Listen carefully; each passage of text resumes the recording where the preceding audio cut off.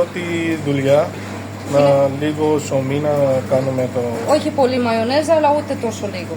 Δηλαδή να πάει λίγο παντού. Εντάξει.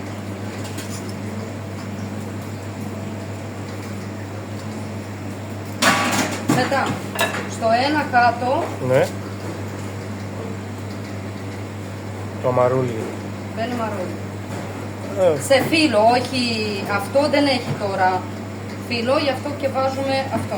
Ναι. Μαρούλι και ντομάτα. Και ντομάτα.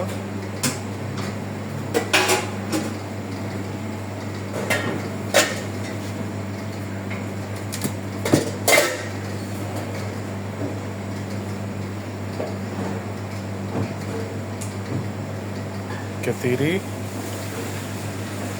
Και μπέγον. Και κοτόπολο.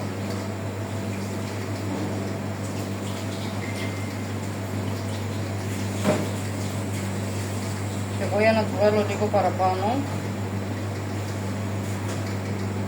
Αυτά συνέχεια να βάλουμε παραπάνω. Ναι. 2 φέτες τυρί. Και αυτό από πάνω. Μπαίνει αυτό. Ένα εδώ. Ναι. Ένα εδώ. Ναι. Το βλέπεις που το βάζω. Ένα εδώ. Ναι. Και ένα εδώ. Εντάξει. Έχεις το μαχαίρι αυτό. Ναι. Αυτό. Κρατάς εδώ.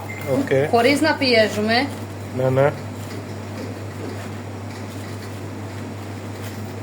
Γιατί το θέλουμε έτσι ογκώδες το κλαμπ. Κατάλαβα.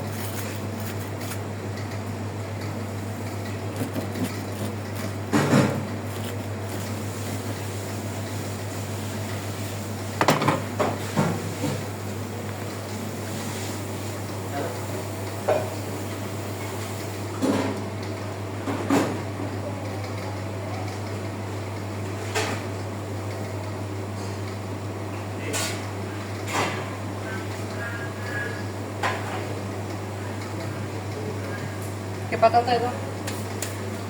Είναι έτοιμο εδώ. Είναι έτοιμο εδώ. Μπαίνει τώρα η πατάτα. Μπαίνει τώρα μόνο πατάτα. Μόνο πατάτα. Και φεύγει.